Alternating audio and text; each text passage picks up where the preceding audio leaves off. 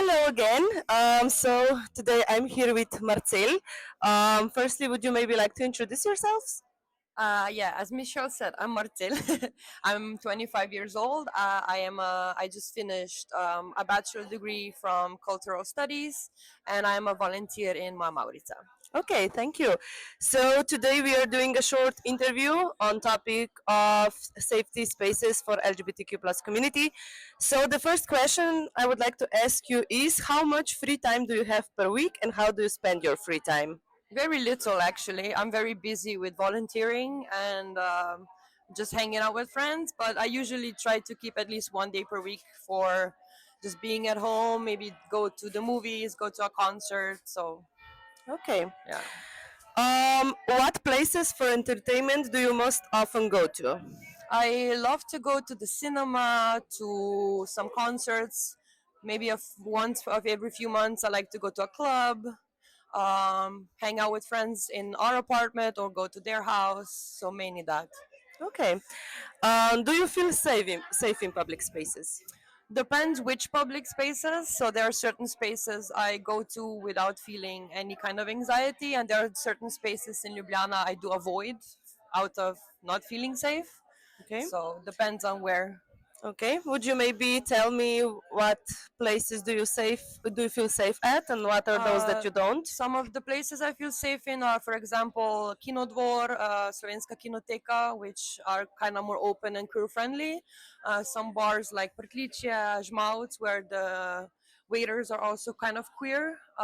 Also Daktari. Then some clubs like Tiffany, which is a gay club. Kashtiri, Publika, Cetličarna, where it's more raver culture, so it's still more open. I don't feel that much safe, in the streets in the evening. I'd say around Metelkova, it's become kind of unsafe due to my gender.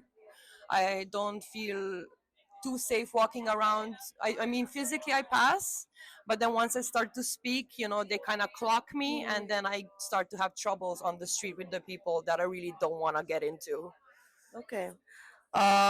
Do you think all people are equally safe in public spaces? Why? No, Okay. Why? definitely not. Why? I feel like especially like minorities, gender minorities, for example, also black people and people that are just dark skinned, I guess. Also, some Asian minorities.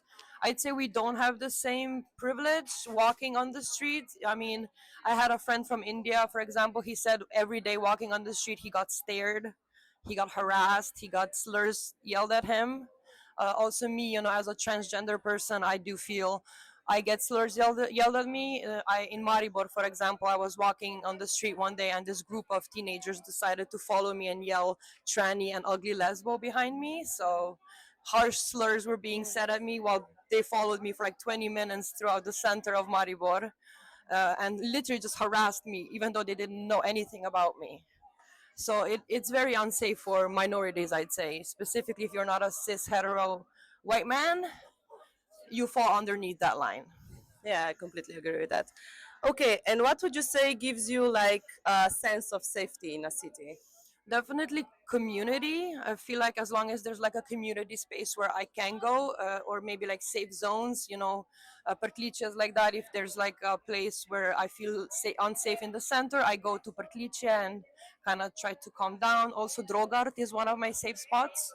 So at a party, usually there's a Drogart stand, and if I get, for example, I was at a party the other day, and I was having a conversation with an ultra right wing transphobe, and I felt extremely unsafe. And I went to the Drogart stand, and they really helped me and tried to give me a safe space for me to be in while I calm down. So, though, it's really important for us to have safe spaces in public spaces, I guess, like safe zones.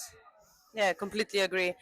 Okay, so next question. If you go out to places intended for entertainment with your partner or with a person with whom you have scheduled a date, for example, do you have any kind of restraint or censorship of your behavior due to your gender, identity, or sexual orientation? Depends again where we go to. So, for example, in Cineplex, I'd say we are not packing full of PDA because there are still more straight population going there, so we don't want troubles. Um, But for example, if we go to Kino Dvor, we act like any other couple.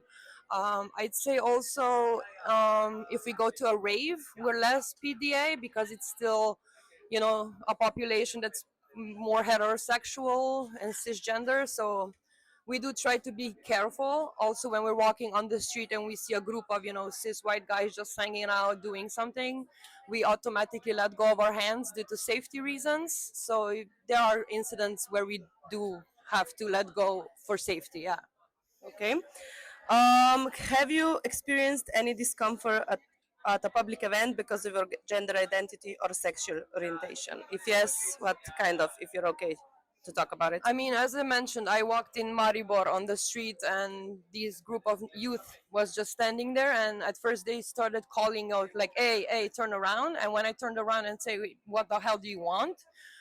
They were like, "Oh my God, it's not a man, it's a woman, it's an ugly lesbian," and they started like to verbally harass me. And they followed me throughout the entire city center until I got to the courthouse where my mom works. And when they saw that I'm going to the courthouse, they ran away because obviously. So yeah. Okay. Have you experienced any discomfort when going to the toilet in a public space? I still prefer to go because my papers are still legally female, so I still go to the women's bathroom do because I don't want troubles in the men's bathroom. Because I have gone to the men's bathroom and it was pretty awkward because they would look at me and be like, "Are you in the wrong bathroom?" Or they'd look at me and be like, "So why aren't you going to pee if the urinary is free?" Because I have to go to the stall to pee. So usually, either if I do go to the men's bathroom, I just stand there and pretend I have to go to the number two because that's the only reason they will leave me alone because the urinaries are free and I don't go to them. So I just say, "Oh no, I really have to go to number two," so they leave me alone. But yeah, I just prefer to avoid public restrooms as much as possible. Have you had any unpleasant situations in service facilities? Medical. Yeah, or other like Yeah. public. Yeah, medical. For example, my personal doctor and my gynecologist are two of the people which I've had severe bad education run-ins with, meaning that they are not educated about LGBT people at all.